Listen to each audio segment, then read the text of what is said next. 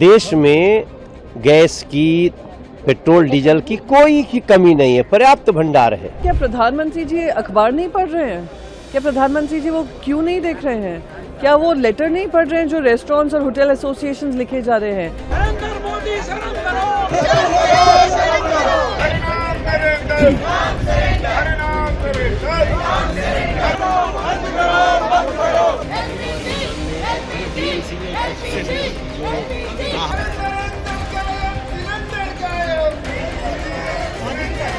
भाजपा ने पूरे देश में नफरत का केरोसिन छिड़क दिया है। सच बात तो यह है कि सिर्फ केरोसिन नहीं छिड़का है, बल्कि चिंगारी भड़काने के लिए सरकार ने मीडिया के हाथों में माचिस की तीलियां भी थमा दी हैं। बेशरम खड़े होकर के मेरे आवाज को दबाने के लिए कोशिश कर रहे हैं, उसके लिए मैं खंडन करती हूँ इनको। जीवन पुस्तक फट जाती है, कागज पीला हो जाता है। सोच के देखो हर एक मौसम क्यों जहरीला हो जाता है। बच्चों के सच्चे जहनों में झूठी बातें मत डालो, कांटों की सोहबत में रहकर फूल नुकीला हो जाता है। समाजवादी पार्टी को ये समझ में आना चाहिए कि शायरी इधर काम नहीं आते। कांग्रेस पार्टी में अब कोई नहीं बचा है इनका नेता को समझाने के लिए। उल्टा उनका नेता के साथ साथ सारे कांग्रेस के सदस्य भी बिगड़ गए हैं।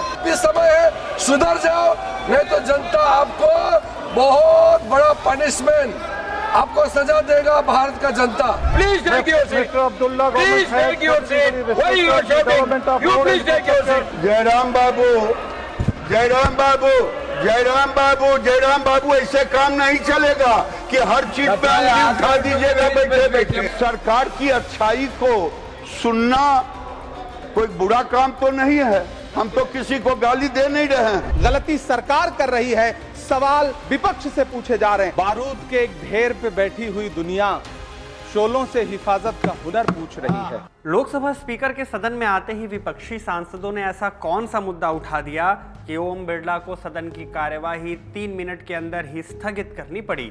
क्या बंगाल चुनाव से पहले chief election commissioner Gyanesh Kumar को उनके पद से हटा दिया जाएगा? महाभियोग की नोटिस के बाद अब आगे क्या होगा? और विपक्षी दल के सांसदों ने ऐसा क्या कह दिया कि वित्त मंत्री निर्मला सीतारमण ने अपनी स्पीच रोककर प्रदर्शन करने वालों को बेशर्म कह दिया?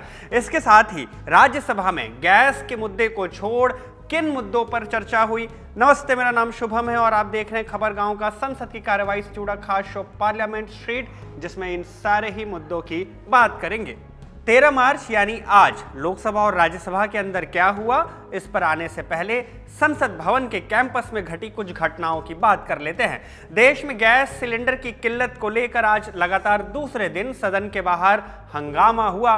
टीएमसी के सांसदों ने मकर द्वार पर हाथ में तख्त लेकर प्रदर्शन किया और नारेबाजी की, तो वहीं कांग्रेस सांसदों ने चूल्हे पर चाय और रोटी पकाकर सरकार का विरोध किया। हालांकि केंद्रीय पेट्रोलियम और नेचुरल गैस मंत्री हरदीप सिंह पुरी ने 12 मार्च को लोकसभा में यह साफ किया था कि देश में गैस और तेल को लेकर कोई शॉर्टेज नहीं है। बावजूद इसके देश में गैस सिलेंडर की कमी की वजह से लोग परेशान हैं।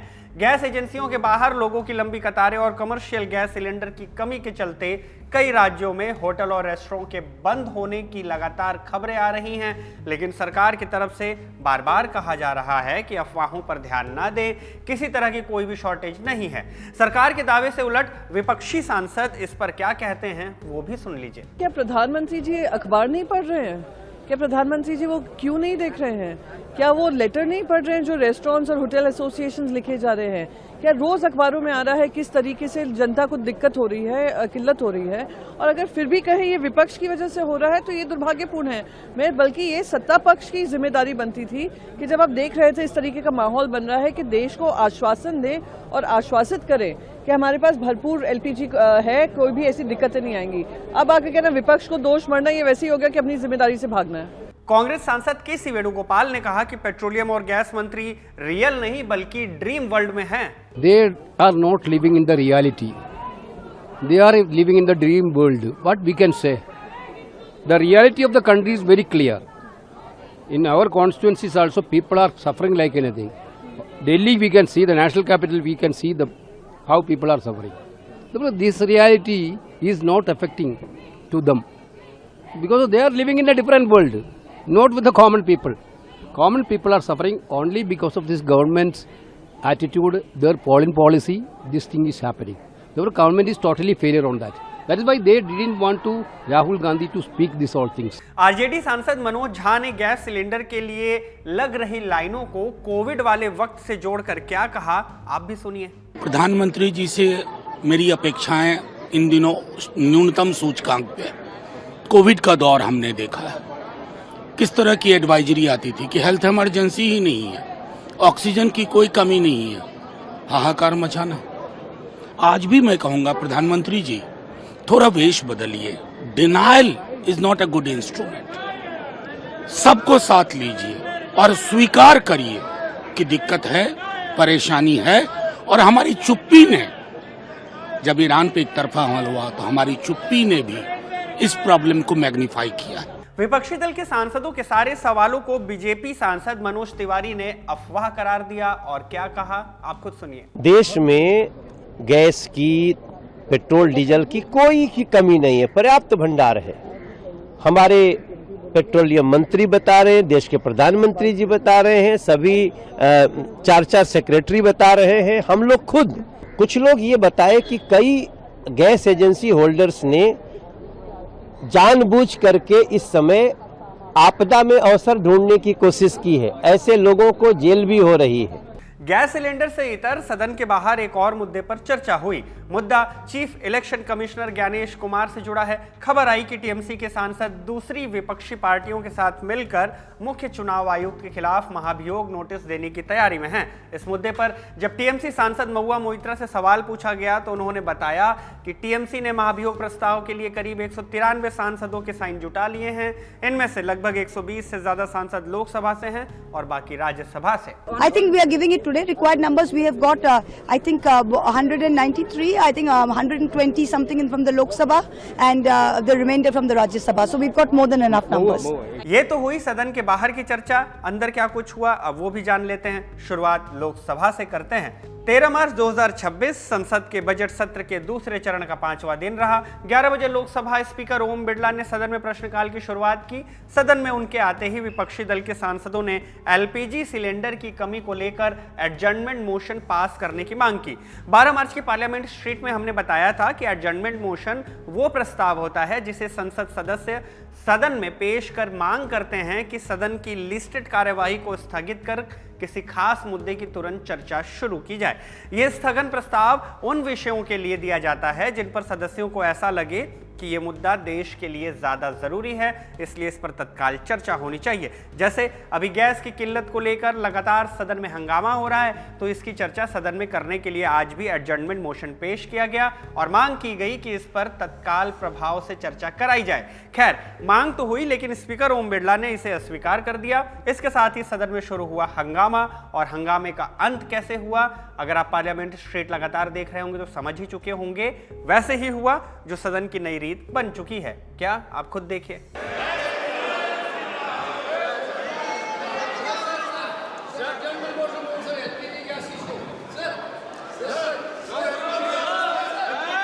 प्रश्न संख्या 301, सदन की मेजों पे चढ़ोगे तो यही कार्रवाई होगी। क्लियर है? और एक और आग्रह, हाँ, और एक और आग्रह कर रहा हूं, एक और आग्रह कर रहा हूं, सदन की पवित्रता चाहे संसद के परिसर के अंदर हो चाहे संसद के बाहर हो, संसद की पवित्रता, मर्यादा, प्रतिष्ठा बनाने की सबकी जिम्मेदारी है। और जिस तरीके का आचरण व्यवहार आप कर रहे हैं, सदन की पवित्रता को समाप्त कर रहे हैं। और अगर आप प्रश्नकाल नहीं चलाना चाहते, नियोजित गतिरोध पैदा करना चाहते हैं, सदन की कार्रवाई आज 12 बजे तक के लिए स्थगित की जाती है। 12 बजे जब लोकसभा की कार्यवाही दोबारा से शुरू हुई तो स्पीकर की कुर्सी पर संध्या राय नजर आई। उन्होंने सदन में आते ही एडजर्नमेंट मोशन माने स्थगन प्रस्ताव को रिजेक्ट करने की सूचना दी। इसी के साथ सदन में एलपीजी सिलेंडर को लेकर मोदी जी एलपीजी के नारे लगने लगे। मैडम, आपसे लगातार गुजारिश है कि हमें थोड़ा समय दिया जाए। मैम, बैठिए, प्लीज बैठिए।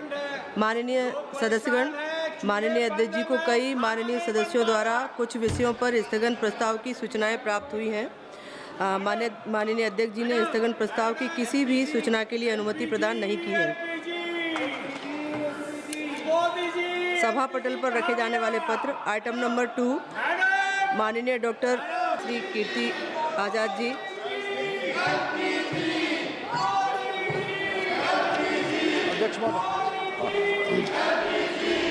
हंगामे के बीच संसदीय कार्य मंत्री किरेन रिजिजू खड़े हुए और एलओपी राहुल गांधी के साथ कांग्रेस पार्टी को सुधरने की नसीहत दे डाली। अगर नेता नहीं सुधरता है तो इसका एमपी भी नहीं सुधर रहे हैं। आज खुद स्पीकर साहब ने बार बार कहा कि इतना अच्छा स्पीकर को लेकर के जो चर्चा बहस 2 दिन होने के बाद सुधरना चाहिए, उल्टा ये सामान लेकर के, खाने पीने का सामान लेकर के संसद परिसर में इतना इनडिसिप्लिन काम करते हैं।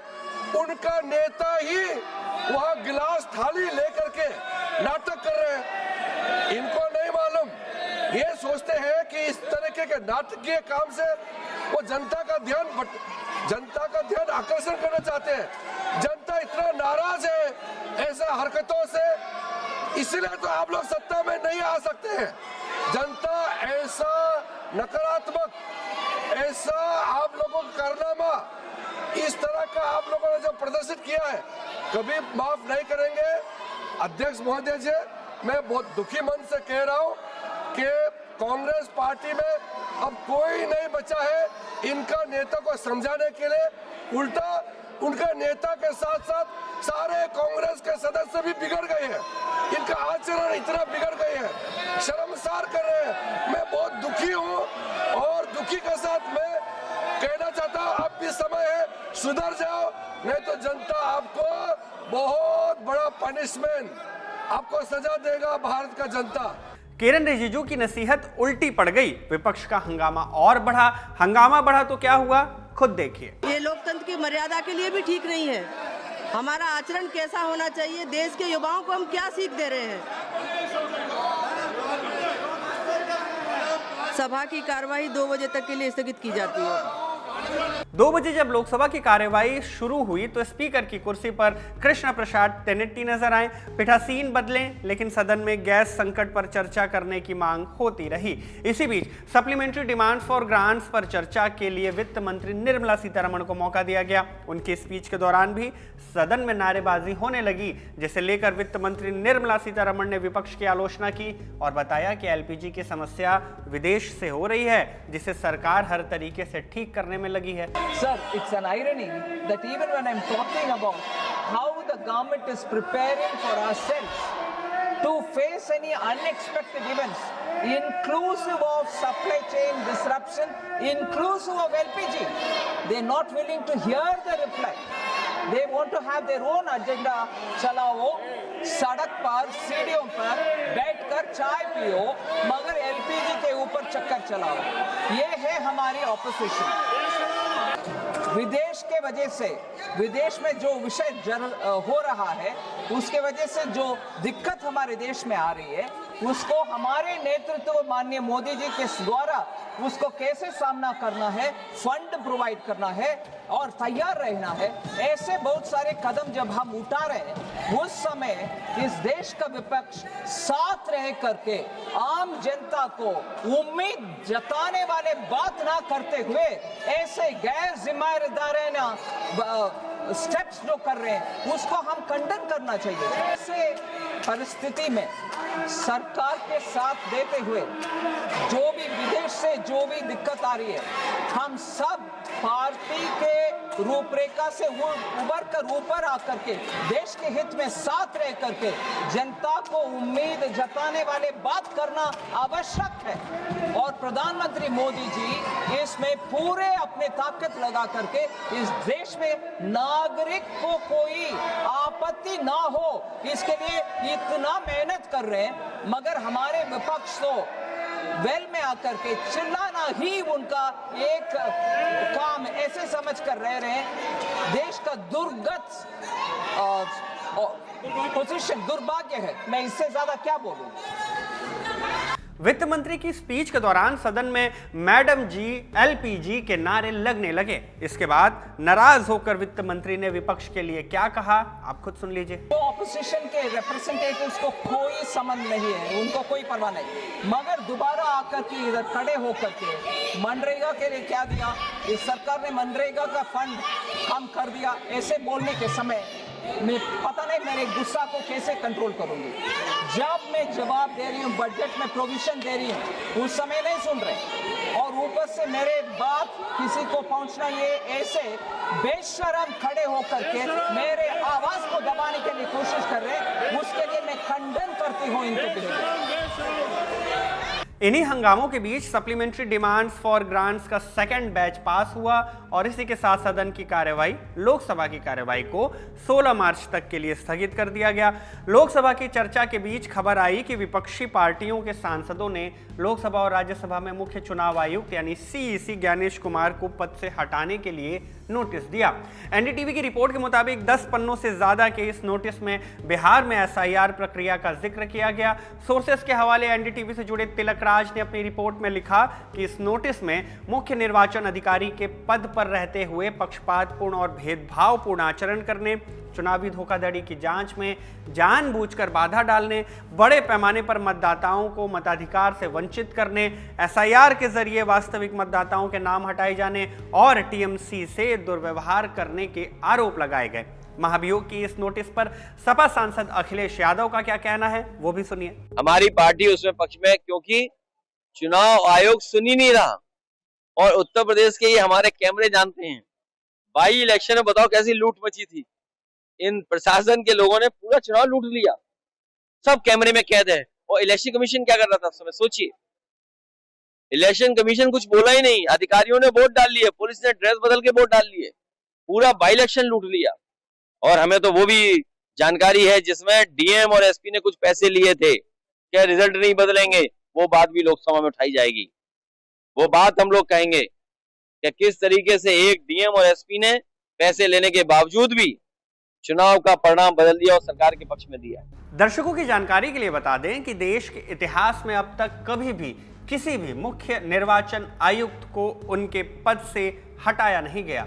हालांकि अभी केवल नोटिस दिया गया है जिसमें कई कारण बताए गए, लेकिन नियम के मुताबिक सिर्फ 2 वजहों से ही सीईसी के खिलाफ महाभियोग की कार्रवाई हो सकती है। पहला सिद्ध कदाचार और दूसरी वजह असमर्थता। इन दोनों आरोपों के आधार पर संसद के दोनों सदनों में सांसदों को इस प्रस्ताव पर अपनी सहमति देनी होती है। इसके बाद ये प्रस्ताव लोकसभा के स्पीकर या राज्यसभा के चेयरमैन को सौंप दी जाती है। इसके बाद बनती है एक जांच समिति जो जांच के बाद अपनी रिपोर्ट सौंपेगी। इसके आधार पर आरोप सही पाए गए तो दोनों सदनों में इस मुद्दे पर वोटिंग होगी। 2/3 बहुमत मिलने पर यह प्रस्ताव फिर पास होगा। प्रस्ताव पास होने पर इसे राष्ट्रपति के पास मंजूरी के लिए भेजा जाएगा। अगर राष्ट्रपति का आदेश आता है तो उसके बाद मुख्य चुनाव आयुक्त को पद से हटाया जा सकता है। खैर, खबरों के मुताबिक अभी केवल नोटिस सौंपा गया है। हो सकता है कि आने वाले दिनों में संसद की कार्यवाही के दौरान इस पर चर्चा होते दिखे। अब लोकसभा से चलते हैं राज्यसभा की ओर। 11 बजे राज्यसभा सभापति सीपी राधाकृष्णन ने सदन की कार्यवाही की शुरुआत की। सांसदों को अपना बिजनेस सदन में पेश करने को कहा। मौका स्वाति मालीवाल को भी दिया गया। स्वाति मालीवाल ने अस्पताल और प्राइवेट इंश्योरेंस कंपनियों पर साठगांठ कर लोगों के साथ फ्रॉड करने का आरोप लगाया। सुनिए उन्होंने क्या कुछ कहा। हॉस्पिटल और प्राइवेट इंश्योरेंस के बीच एक ऐसा नेक्सस बन गया है जो आम इंसान की कमर तोड़ रहा है। सर, हम ये दुखद सच्चाई अक्सर देखते हैं। पेशेंट की हॉस्पिटल में डेथ हो जाती है, इंश्योरेंस कंपनी क्लेम रिजेक्ट कर देती है, हॉस्पिटल बॉडी देने से मना कर देता है, हॉस्पिटल के बाहर मां अपने बच्चे की बॉडी लेने के लिए अपने कंगन लेके खड़ी होती है। सर, दूसरी ओर टीवी पे एड्स देखिए, इंश्योरेंस कंपनी सेलिब्रिटीज से प्रमोशन कराते हैं, मिनट्स में अप्रूवल दिखाते हैं, पॉलिसी साइन करवाते वक्त आप भगवान हो, उसके बाद आप सिर्फ हॉस्पिटल और इंश्योरेंस के बीच की एक टेनिस बॉल हो। एडमिट होते ही टीपीए में पता चलता है कि आपकी कंपनी तो ब्लैक लिस्टेड है, पहले पे करो उसके बाद रिइंबर्समेंट होगा। मान लो क्लेम फाइल हो भी गया, आप डिस्चार्ज वाले दिन भी एक कागज के लिए पूरा दिन बैठे रहते हो, बिलिंग चलती रहती है। आप इंश्योरेंस कंपनी को कॉल करो, आधा घंटा उनकी कॉलर ट्यून सुन के होल्ड पर बैठे रहो, हर बार नया कॉलर एजेंट, हर बार पूरा इशू दोबारा समझाओ, फिर भी क्लेम रिजेक्ट। महीनों तक इंश्योरेंस ऑफिस और हॉस्पिटल के बीच के चक्कर काटो। सर, IRDAI के मुताबिक 2024 में 26,000 करोड़ के इंश्योरेंस क्लेम्स रिजेक्ट हुए हैं, जो कि पिछले साल से लगभग 20% ज्यादा है। इस वजह से हर साल करोड़ों इंडियंस गरीब हो जाते हैं। आज देश के बड़े हॉस्पिटल्स और इंश्योरेंस कंपनीज ज्यादातर विदेशी प्राइवेट इक्विटी ने खरीद ली हैं। Hospitals deliberately bills policy limit के हिसाब से बढ़ाते हैं। अगर पॉलिसी 10 लाख की है तो बिल भी 10 लाख का होगा, और अगर 5 लाख की है तो उसी बीमारी के इलाज का बिल 5 लाख का होगा। सर, फॉरेन प्राइवेट इक्विटी के लिए पेशेंट नहीं, रॉ मटेरियल है, जिससे उसको 3 से 5 साल के अंदर 25% रिटर्न्स कमाने ही है। सर, एक कंपनी जो ऑनलाइन इंश्योरेंस का आज 93% मार्केट शेयर होल्ड करती है, अब हॉस्पिटल्स में भी इन्वेस्ट कर रही है। एक ही कंपनी इंश्योरेंस भी बेचेगी, हॉस्पिटल में एडमिट भी करेगी और क्लेम्स भी प्रोसेस करेगी। There is no regulatory wall here. Sir, India के दिव्यांग नागरिक तो इस सिस्टम से पूरी तरीके से बाहर है। 80% के पास हेल्थ इंश्योरेंस है ही नहीं। अप्लाई किया तो भी बिना किसी एक्सप्लेनेशन के सीधा rejection. Sir, this is discriminatory and illegal. I demand 1, सरकारी हॉस्पिटल्स की हालात सुधारे जाने चाहिए और प्राइवेट हॉस्पिटल्स के प्रोसीजर्स के रेट्स का नेशनल शेड्यूल बनाना चाहिए, सख्ती से लागू होना चाहिए। राज्यसभा में चर्चा के दौरान कांग्रेस सांसद इमरान प्रतापगढ़ी ने लोकतंत्र के चौथे स्तंभ मीडिया की आलोचना की और सोशल मीडिया के सेंसरशिप का मुद्दा भी सदन में उठाया। बारूद के एक ढेर पे बैठी हुई दुनिया शोलों से हिफाजत का हुनर पूछ रही है। क्या बात है। कभी नेता प्रतिपक्ष राहुल गांधी ने कहा था कि भाजपा ने पूरे देश में नफरत का केरोसिन छिड़क दिया है। सच बात तो यह है कि सिर्फ केरोसिन नहीं छिड़का है, बल्कि चिंगारी भड़काने के लिए सरकार ने मीडिया के हाथों में माचिस की तीलियां भी थमा दी हैं। 2 सितंबर 2021 को जमीयत की एक याचिका की सुनवाई करते हुए मुख्य न्यायाधीश NV रमन ने अपनी टिप्पणी में कहा था कि देश में मीडिया का एक वर्ग हर चीज को सांप्रदायिकता के पहलू से दिखाता है। टीवी स्क्रीन पर किसानों की बदहाली और नौजवानों की बेरोजगारी पर बहस के लिए कोई जगह नहीं है, क्योंकि प्राइम टाइम के लिए लव जिहाद, लैंड जिहाद, ओट जिहाद, थूक जिहाद और यहां तक कि UPSC जिहाद जैसे कार्यक्रम बन रहे हैं। टीवी स्टूडियो अदालत बन गए और कानून की किताब की जगह TRP से फैसले तय हो रहे हैं। भारत के संविधान और अदालतों के इकबाल पर मीडिया की हनक का बुलडोजर चल रहा है। गलती सरकार कर रही है, सवाल विपक्ष से पूछे जा रहे हैं। जो पत्रकार इस नफरती एजेंडे में शामिल नहीं है, या तो उनकी नौकरियां छीन के उन्हें घर बिठा दिया जा रहा है या फिर सिद्दीक कप्पन की तरह जेल भेजा जा रहा है। रीढ़ वाले मीडिया संस्थानों पर एजेंसियों के छापे हैं और प्रशस्ति गीत गाने वाले एंकरों के साथ प्रधानमंत्री जी सेल्फियां खिंचवा रहे हैं। सभापति महोदय, कभी टीवी चैनलों के थंबनेल देखिए, बदन में सुरसुरी दौड़ जाएगी। मुस्लिम मोहल्ला, मोदी पर हमला, मौलाना खुल्लम खुल्ला, नफरत के बाजार में मीडिया हाउस के मालिकान अपना जमीन और ईमान दोनों बेच रहे हैं। इधर दिन भर चैनल पर मुसलमानों के खिलाफ जहरीला एजेंडा चल रहा होता है और उधर चैनल का मालिक शाम में जामा मस्जिद के शाही इमाम का मेहमान बनकर मोहब्बतों की अफ्तारी कर रहा होता है। चैनल के मालिक सेठ जी मुस्लिम देशों से गैस और तेल खरीद कर लाखों करोड़ रुपए कमा रहे होते हैं और इधर उन्हीं सेठ जी के चैनल पर मुसलमानों को गाली देने वाले कई शो चल रहे होते हैं। सोशल मीडिया तो और बड़ा जहरीला हथियार बन गया है। यूट्यूब पर व्यूज के लिए परोसा जा रहा सांप्रदायिक कंटेंट समाज के लिए कैंसर से कम नहीं है। सभापति महोदय, मैं पत्रकारिता का विद्यार्थी रहा हूं, इसलिए कह रहा हूं कि जीवन पुस्तक फट जाती है, कागज पीला हो जाता है। जीवन पुस्तक फट जाती है, कागज पीला हो जाता है। सोच के देखो हर एक मौसम क्यों जहरीला हो जाता है। बच्चों के सच्चे जहनों में झूठी बातें मत डालो, कांटों की सोहबत में रहकर फूल नुकीला हो जाता है। मैं आपसे अपील करता हूं सर कि आपकी निगरानी में एक सर्वदलीय कमेटी का गठन होना चाहिए, जिसका उद्देश्य सेंसरशिप नहीं बल्कि आने वाली नस्लों को मीडिया और सोशल मीडिया के जहरीले असर से बचाना हो। सदन की चर्चा में आम आदमी पार्टी सांसद राघव चड्ढा ने महिलाओं के मेंस्ट्रुअल साइकिल को लेकर सरकार की चल रही योजनाओं में अपने रिकमेंडेशंस दिए। सुनिए उन्होंने क्या कुछ कहा। समाज में इस विषय को जानते सब हैं, लेकिन बात करने से कतराते हैं और हमारे समाज ने मेंस्ट्रुअल हेल्थ और मेंस्ट्रुअल हाइजीन के इस इशू को साइंस का इशू नहीं बल्कि साइलेंस का एक इशू बना दिया है और ये एक नेचुरल बायोलॉजिकल प्रोसेस को एक सोशल टैबू में तब्दील कर दिया है। सर ये इशू, ये विषय तो नेचुरल है लेकिन इस पर बात ना करना अननेचुरल है। और इसी के साथ साथ सर मैं ये भी कहना चाहता हूं कि आज भारत देश में लगभग 35 करोड़ से ज्यादा महिलाएं मेंस्ट्रुअल साइकिल की इस प्रोसेस से गुजर रही हैं, जिसमें से 120 मिलियन यानी कि 12 crore adolescent girls face menstrual hygiene and challenges every single year and as a result 23 million girls यानी कि 2.3 करोड़ गर्ल्स हर साल स्कूल से ड्रॉप आउट हो जाती हैं, स्कूल जाना बंद कर देती हैं क्योंकि वहां इनएडिक्वेट मेंस्ट्रुअल हेल्थ फैसिलिटीज हैं। Sir lack of sanitation and lack of access to menstrual products के चलते हमारी बेटियां ऑन एन एवरेज 60 दिन साल में स्कूल मिस करने को मजबूर होती हैं और वर्किंग महिलाएं महीने में 2 से 5 दिन अपना ऑफिस मिस करने को मजबूर होती हैं। सर हम एक ऐसे देश में रहते हैं जहां शराब और सिगरेट तो खुलेआम बेची जाते हैं, लेकिन सैनिटरी पैड को अखबार में लपेट के दिया जाता है जैसे कि आप कोई इलीगल प्रोडक्ट खरीद रहे हो या इलीगल प्रोडक्ट का एक्सेस पा रहे हो। पीरियड नेचुरल है लेकिन स्टिग्मा उसके अराउंड जो है वो अननेचुरल है। साइंस नेचुरल है लेकिन उसके अराउंड साइलेंस अननेचुरल है। मेंस्ट्रुएशन बायोलॉजी है लेकिन इस प्रकार की सोच जो मिसोजिनी है वो एक आइडियोलॉजी है। सर और मैं इससे संबंधित 5 विषय उठाना चाहता हूं जो इस बिल में शामिल किए जाएं। मेरा पहला मुद्दा है कि मेंस्ट्रुअल हेल्थ और हाइजीन एक विमेन्स इशू नहीं, एक पब्लिक हेल्थ का मैटर है।